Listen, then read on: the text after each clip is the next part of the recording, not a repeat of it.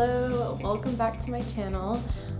If you're new here, my name is Sarah and I am a new sewist. I just started sewing last year, so I have 1 year and almost 1 more month under my belt, and my goal is to sew my own wardrobe. So today I'm about to make a dent into my winter wardrobe by sewing my first ever long sleeve top. I am going to be using the tried and true all-well box top pattern with the long sleeve variation, so I'm really excited to try that out.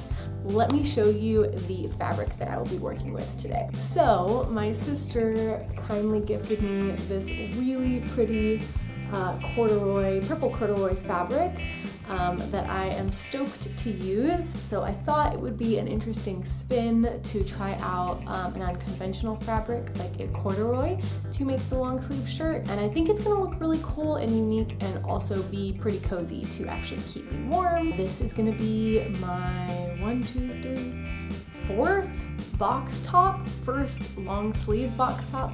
So I am feeling pretty good, pretty confident about sewing this one up. Today's Saturday. I think I can get this done by the end of today. So let's go ahead and jump right on into it.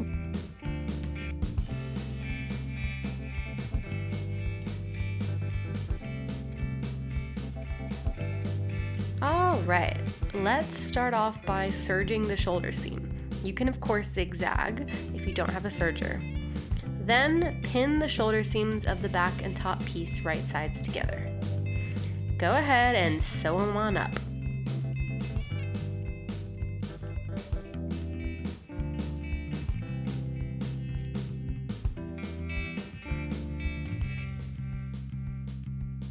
Now you're gonna end up with this thing that looks kind of like a poncho.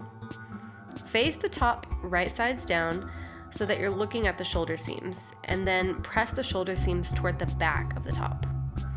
If you get confused between the front and the back, just remember that the back piece has a slightly higher neckline. By the way, anyone else use their kitchen table for all of their sewing prep? I definitely dream of having a whole room dedicated to sewing one day, but for now, this works perfectly fine. Take your poncho and face it right sides up. Locate the center of the shoulder seam. Match the point of the shoulder seam with the apex of the sleeve and pin starting at the shoulder seam, all the way down.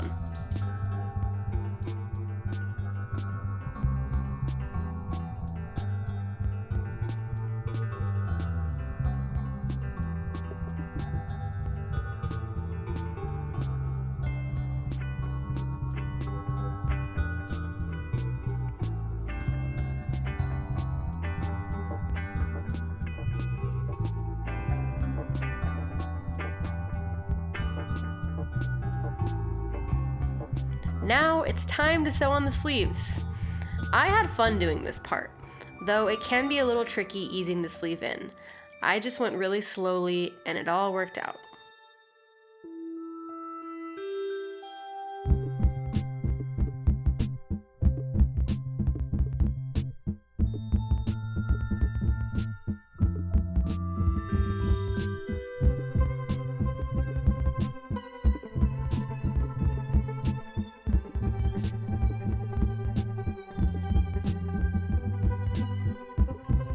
Now we have the beginnings of a shirt.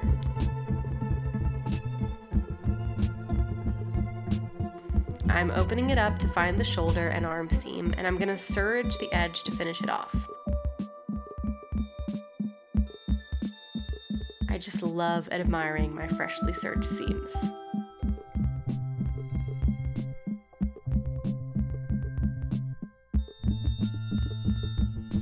This part's pretty straightforward. You just pin up the sleeve all the way down to the bottom of the top.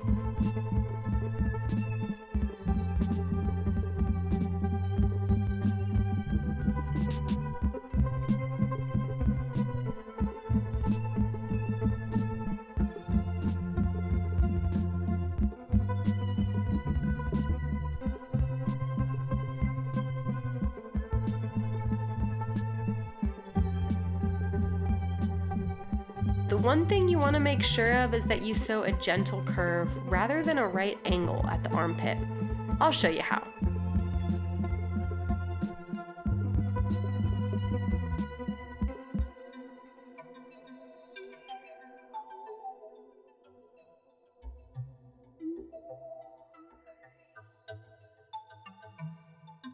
When you come up on the armpit, go slowly and make sure to sew over the press seam so that the sleeve seam stays facing toward the sleeve and away from the top.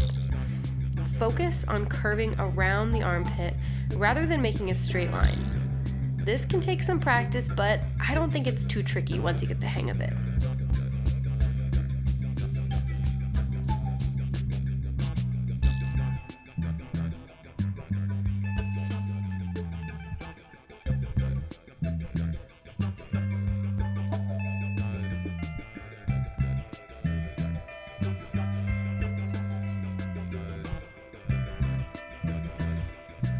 I ended up mismatching my pieces somehow. Not really sure how that happened, but it's no big deal. I just cut off the excess and you'd never know.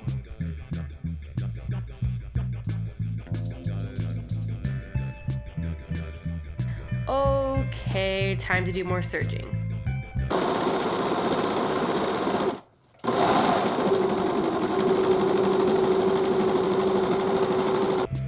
Now to finish off the sleeves. You'll do a double folded hem at 1/4 of an inch.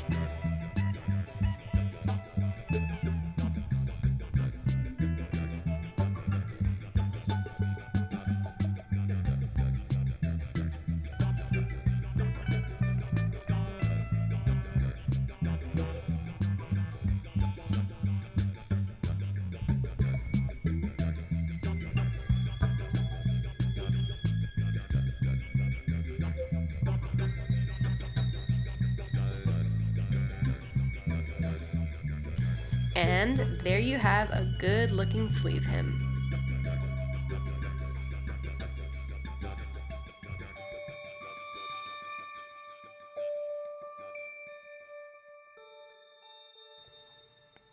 Time to bind the neckline. I have this bias tape left over. I made this stuff a couple months ago and I've gotten so much good mileage out of it. I'm excited to be able to use it on this project as well.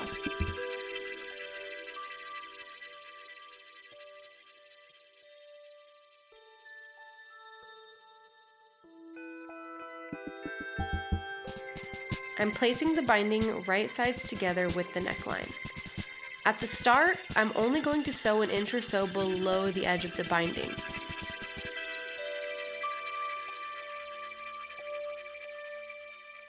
This should leave a little flap at the start of the binding.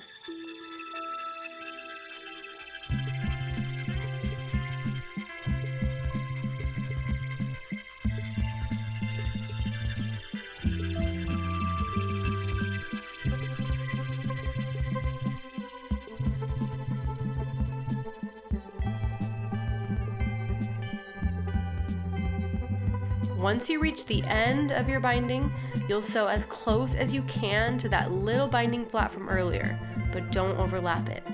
It helps to sandwich them together and use your finger as a barrier.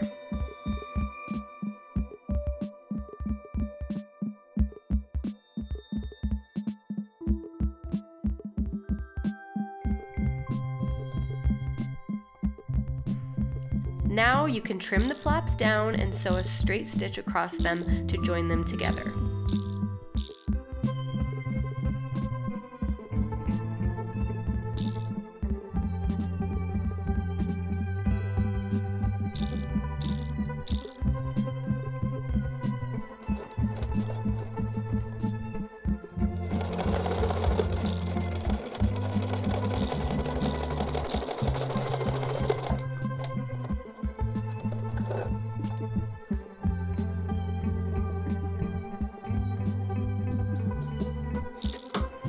Once they've been sewn together, you just want to trim both pieces into a triangle shape and press them open.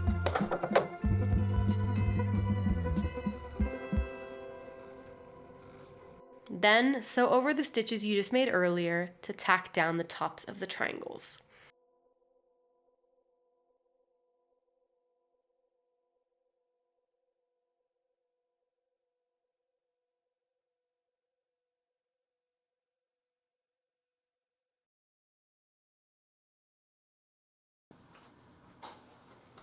Alright, here we are, we're back. I did not finish the top yesterday.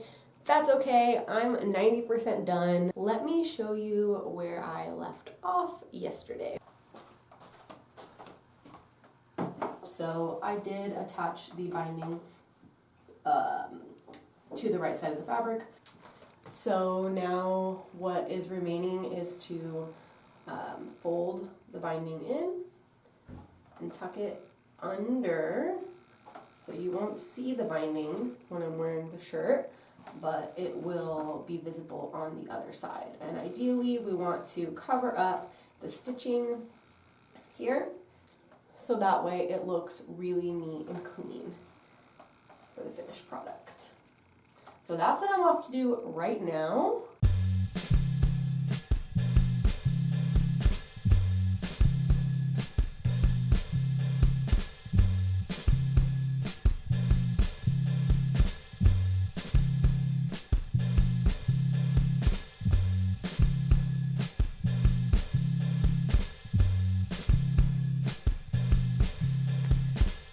I keep my needle in the left position and I place my presser foot up against where the binding meets the neckline. I actually really enjoy understitching. Understitching is the process of sewing the neckline seam allowance down. This not only gives your neckline a cleaner look, but it also reinforces your stitches and therefore gives your garment greater longevity.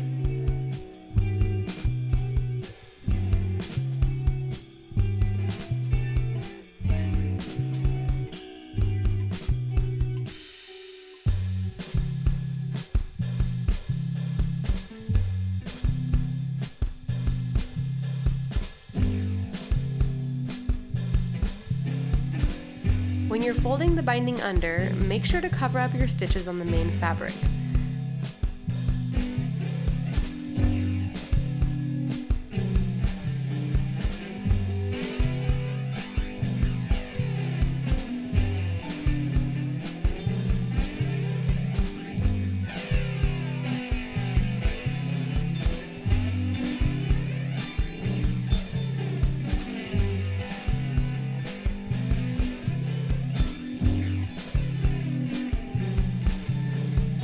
This is a great time to add a personal tag if you've got one. Now I'm going to edge stitch along the edge of the bias binding to complete the neckline.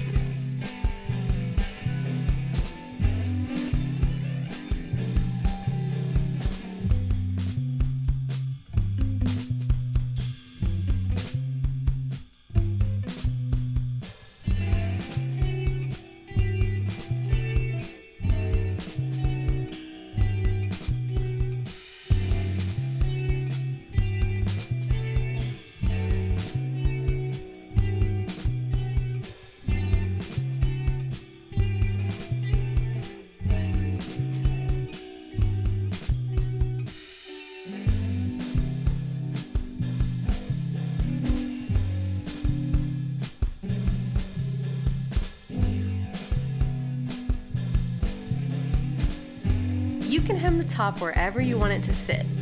In my case, this is a double folded hem with the first fold at 1/4 of an inch and the second fold at 1/2 an inch.